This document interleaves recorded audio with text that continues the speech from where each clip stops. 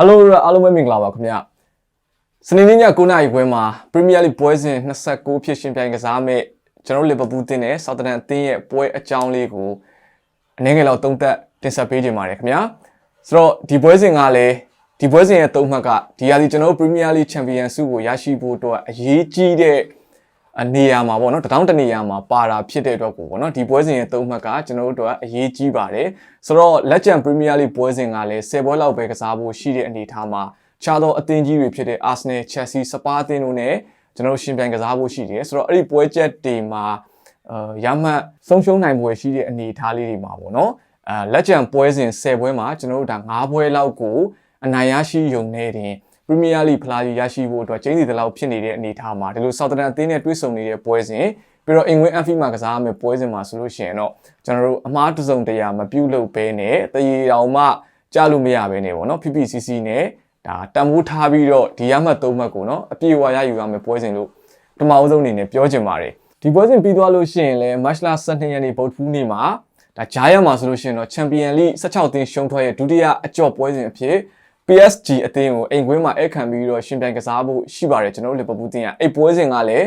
Champion League ပေါ့နော်ဒါနောက်တစ်ဆင့်ကိုတက်ရောက်ဖို့အတွက်အရေးကြီးတဲ့ပွဲစဉ်ဖြစ်တဲ့အတွက် March လထဲမှာပေါ့နော်ဒါအဓိကပွဲစဉ်ဖြစ်လာဖို့ရှိတယ်ဒါကြောင့်ဒီပွဲစဉ်မှာတချို့သောစီနီယာကစားသမားတွေကိုအနာပေးပြီးတော့ PSG အသင်းနဲ့ပွဲစဉ်အတွက်ပေါ့နော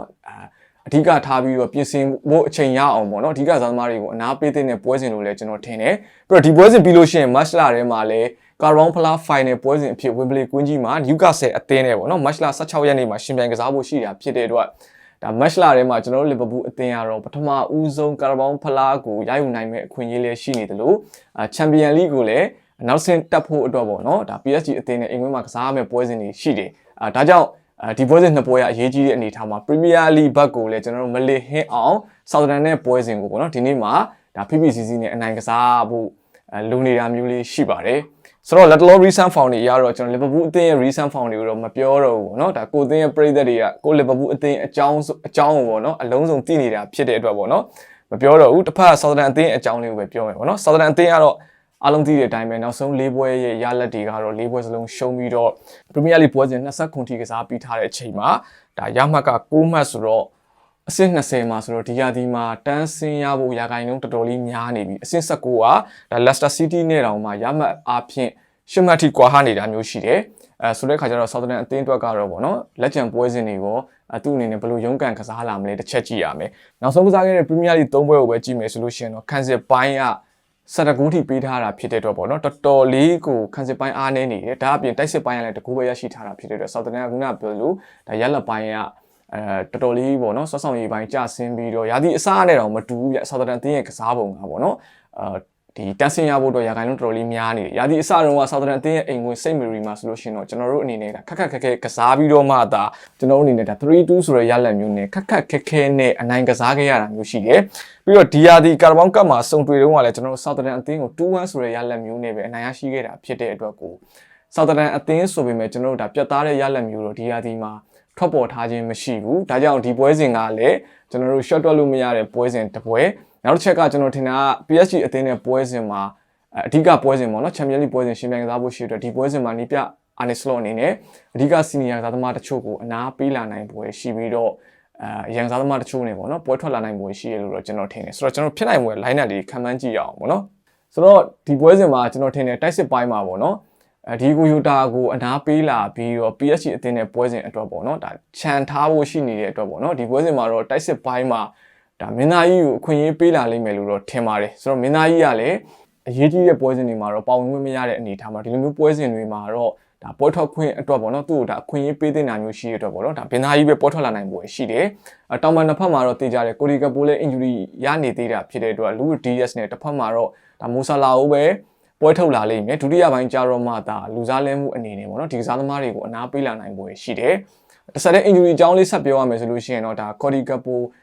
Tyler Morton ပြီးရင် Conor Bradley နဲ့ Gomez တို့ကတော့ဒီပွဲစဉ်ကိုကျင်းတီပေါက်လွဲချော်ဖို့ရှိနေပါတယ်ဆိုတော့ကွင်းလယ်ပိုင်းပေါ့နော်ကွင်းလယ်ပိုင်းမှာလည်းပွဲစဉ်များနေတဲ့ Gravenberch, McAllister, Sobo တို့ကိုအနာပေးလာမလားတစ်ချက်တော့ကြည့်ရမယ်ဆိုတော့နံပါတ်0နေရာမှာ Wataru Ando ကြီးကိုသုံးချင်သုံးလို့ရတယ်ပေါ့နော် Destroyer ကြီးတန့်ကြီးကိုပေါ့နော်ပြီးရင် Katijong နဲ့ Harvey Elliott ကိုနံပါတ်10 row နေရာမှာသုံးချင်သုံးလို့ရတယ်ဒီလိုမျိုးအစုအဖွဲ့လေးနဲ့ပွဲထွက်လာမယ်ဆိုလို့ရှိရင်เนาะကွင်းလယ်ကစားသမားတွေအနားရမယ့်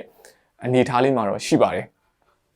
နောက်ခါလူတွေနေရာမှာဆိုလို့ရှိရင်လည်း Conor Bradley က injury ရရှိနေသေးတာဖြစ်တဲ့အတွက်ကို senior သားသမား Trump ပဲပွဲထွက်လာပြီးတစ်ဖက်မှာတော့ Robo အနားပေးပြီးတော့ Simicas ကိုသုံးချင်သုံးလို့ရတယ်စနဘက်မှာလည်း Concert လေးကိုအခွင့်အရေးပေးပြီးတော့ဗောနော်ဒါ Vargas နဲ့ Ibu တွေက2ယောက်ထဲက1ယောက်ကို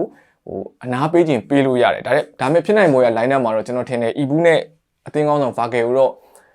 ပွဲထွက်ကစားသမားဆင်းမှာတော့စပြီးတော့အသုံးပြုလာလိမ့်မယ်လို့ထင်တယ်ကိုသမားနေရာမှာလည်း Alisson ဒီနေရာမှာလည်း Alisson ကိုအနားပေးပြီးတော့ဗောနော်ကလေဟာကိုသုံးချင်သုံးလို့ရတယ် Alisson ကြီးကလည်းပြီးခဲ့တဲ့ PSG ကွင်းမှာတော့အနိုင်3မှတ်ကို Liverpool တင်းအတွက်ရှာဖွေပေးထားတာဆိုတော့ဒုတိယအကျော်အင်္ဂလိပ် Anfield မှာကစားမဲ့ပွဲစဉ်မှာအင်ပြည့်အားပြည့်နဲ့ Alisson ကိုထပ်ပြီးတော့ဆွမ်းဆောင်ရည်ကောင်းတဲ့ performance မျိုးပေါ့နော်မြင်ကျင်တာမျိုးရှိတဲ့အတွက်ကလေဟာကိုလည်းသုံးချင်သုံးလို့တော့ရသေးတယ်ဒါကနီးပြ Andislot ရဲ့လူထုတ်ပုံပေါ့နော်ကျွန်တော်တစ်ချက်တော့စောင့်ကြည့်ရမှာမျိုးရှိတယ်တစ်ဖက်က Southern အသင်းကတော့ဒါ3-4-2-1ဆိုတဲ့ကစားပုံမျိုးနဲ့ရင်ဆိုင်လာဖို့ရှိတယ်တကယ်တမ်း3-4-2-1ဆိုပေမဲ့သူတို့ဒီဒါနောက်တန်းကို9ယောက်အားပြုပြီးတော့ကစားလေးရှိတာကိုတော့ကျွန်တော်တွေ့ရတယ်ပေါ့နော်တန်းတက်အသင်းဖြစ်တဲ့အပြင်လူရင်အားမမျှတဲ့အနေအထားတွေမှာအသင်းကြီးတို့ရင်ဆိုင်တဲ့အနေအထားမှာတော့သူ့အနေနဲ့ဒါတေရလက်မျိုးကိုဥတီပြီးတော့ကစားလေးရှိတဲ့အနေအထားမှာတော့ဒါ cancel ပိုင်းကို9ယောက်ထိအသုံးပြုလေးရှိတယ်ဆိုတော့ striker option မှာတော့ရွေးချယ်ကြတော့တိတ်မရှိဘူး Onuachu ရှိမယ်ပြီးရင် Sulmana နဲ့ Fernandes တို့ကိုသုံးလာဖို့ရှိတယ်ကွင်းလယ်မှာဆိုလို့ရှိရင်လည်းဒါ Aribo ဥဆောင်လာမယ်wing back တွေမှာကတော့ Walker Peters ရဲ့အာရှာသားကြီးပေါ့နော်Sugawara တို့ကိုသုံးလာဖို့ရှိတယ်နောက်ခါလူ3ဘက်မှာကတော့ Stefan Kopchak နဲ့ပေါ့နော် Harris တို့သုံးလို့ပြုလာနိုင်မှုရှိတယ်ကိုသမားကတော့ Ramsdale ပွဲထွက်လာဖို့တော့ရှိပါတယ်ဒါကလည်း Southern တင်းရဲ့အတောင်တင်းဆုံးလူစင်းလို့ပဲပြောလို့ရတယ်ဗောနော်အဓိကစားသမားတွေဖြစ်တဲ့ဒါလေလာနာတို့ကျွန်တော်အတင်းကစားသမားဟောင်းကြီးဗောနော်ပြီးရင်ဒါ Fraser တို့ကတော့ injury ရရှိနေသေးတာဖြစ်တဲ့အတွက်ကိုဒါ Southern တင်းကတော့ဒါသူတို့ရဲ့အကောင်းဆုံး line up လို့ပဲပြောရမှာဗောနော်ဆိုတော့သူတို့အနေနဲ့ကလည်းတန်းရှင်းဆောင်ကရုံးလာမဲ့အနေအထားမှာကျွန်တော်အတင်းရဲ့အိမ်ဝင် MV ဖြစ်နေတဲ့အတွက်အနိုင်ရရှိဖို့ကတော့မဖြစ်နိုင်တဲ့အနေအထားမှာတည်ရတမှတ်အတွက်တော့ရေကုန်ရေကန်းကစားလာမယ့်အနေအထားမျိုးလေးရှိရတော့ပေါ့နော်ဒီပွဲစဉ်ကကျွန်တော်တို့တော့ကျင်းသေးပေါက်ခက်ခဲအောင်မယ်ဆိုတော့ကျွန်တော်တို့ဘက်ကမျှော်လင့်တာတော့ဒီပွဲစဉ်ကဂိုးပြတ်မပြတ်ဖို့ကအရေးမကြီးဘူးအဓိကကစားသမားတွေနားရမယ်ပြီးရင် injury မရှိဘဲနဲ့ပေါ့နော်ဒါတက်တောင့်တက်တာနဲ့နိုင်ပွဲတစ်ပွဲဖန်တီးနိုင်မယ်ဆိုလို့ရှိရင်တော့ဒါလည်းLiverpool fan တိုင်းပရိသတ်တိုင်းပျော်ရွှင်မဲ့ပွဲစဉ်တစ်ပွဲလို့ထင်တယ်ဒီပွဲစဉ်ပြီးသွားလို့ရှိရင်ကျွန်တော်တို့ဒါ PSG အသင်းနဲ့ Champions League ရဲ့16သင်းရှုံးထွက်ရပေါ့နော်အရေးကြီးတဲ့ဒုတိယကျော်ပွဲစဉ်အဖြစ်ရှင်းပြကစားဖို့ရှိတယ်ဆိုတော့အဲ့ပွဲစဉ်ကလည်းကျွန်တော်တို့ Liverpool တင်အင်္ဂလိပ် Anfield ဆိုပေမဲ့ PSG ကွင်းမှာတော့ကျွန်တော်တို့မရှုမလှနဲ့ကန်ကောင်းလို့သာနိုင်ခဲ့တာဖြစ်ပြီးတော့တူးချင်းဆွတ်ဆောင်ရေးပိုင်းကလုံးဝမရှင်နိုင်ခဲ့တာမျိုးရှိတဲ့အတွက်အင်္ဂလိပ် Anfield ဆိုပေမဲ့ PSG ရဲ့ကစားပုံကောင်းနေတယ်ကျွန်တော်တို့အတွက်လွယ်ကူမှာမဟုတ်ဘူးဆိုတော့ PSG ပွဲကိုရင်ဆိုင်မှုအတွက်ကျွန်တော်တို့ Southern ပွဲကိုအနိုင်ရပြီးတော့ mentality ဘိုင်းကိုမြင့်တင်ဖို့တော့လိုနေပေါ့နော်ဒါကြောင့်ဒီပွဲစဉ်က Premier League Champions ဆုအတွက်လည်းသုံးမှတ်အတွက်အရေးကြီးတဲ့ပွဲစဉ်ဖြစ်တယ်လို့ပေါ့နော် Champions Leagueပွဲအတွက်လည်းအားယူရမယ့်ပွဲစဉ်ဖြစ်တယ်ပြီးတော့ senior သားသမားတွေကိုလည်းအနားပေးပြီးတော့ရန်ကားသမားတွေရဲ့ performance ကိုလည်းအပြည့်အဝကြည့်ရှုခွင့်ရမယ့်ပွဲစဉ်ဖြစ်တဲ့အတွက်ကိုပေါ့နော်ကျွန်တော် Liverpool fan တွေကတော့ရင်ခုန်စိတ်လှုပ်ရှားနေမယ်လို့တော့ထင်ပါတယ်ဆိုတော့ထွက်ပေါ်လာတဲ့ကြီးအနေအထားရဆိုလို့ရှိရင်လည်းကျွန်တော်ထင်ပါတယ် Liverpool တင်းကအသင်းကြီးဖြစ်ပြီးအင်္ဂလိပ်ဖြစ်နေတဲ့အတွက်ကိုနှလုံးသွင်းမှအပြည့်အဝပျော်ရွှင်ခွင့်ရမယ်ဆိုတဲ့အနေအထားမျိုးလေးတွေတော့ဒါအကျိုးပေးလာနိုင်ပွဲရှိတယ်ပေါ့နော်ဆိုတော့ဒီပွဲစဉ်မှာကျွန်တော်ထင်ပါတယ် Liverpool အသင်းအနေနဲ့ဒါ2-0ဆိုတဲ့ရလဒ်မျိုးလောင်းနဲ့အနိုင်ရရှိသွားမဲ့ပွဲစဉ်တပွဲလို့တော့ကျွန်တော်ထင်ပါတယ်ဒါဒီပွဲစဉ်ပေါ်ကျွန်တော်အမြင်ပဲဖြစ်ပါတယ်ဆိုတော့ဒီပွဲစဉ်ကိုတော့ကျွန်တော်ဒီနေ့ညပေါ့နော်စနေနေ့ည9:00နာရီခွဲမှာအားလုံးပဲစောင့်မျှော်ကြည့်ရှုအားပေးဖို့တော့ပေါ့နော်ဖိတ်ခေါ်ပါတယ်ဟုတ်ကဲ့ပါဆိုတော့အမြင်လေးတွေကိုလည်းထုံးစံတိုင်းဝင်မျှပေးသွားခဲ့ကြပါအောင် comment box လေးမှာပေါ့နော်ကြည့်ရှုပေးခဲ့ကြတဲ့တယောက်ချင်းစီကိုကျေးဇူးအထူးပဲတင်ရှိပါတယ်ခင်ဗျ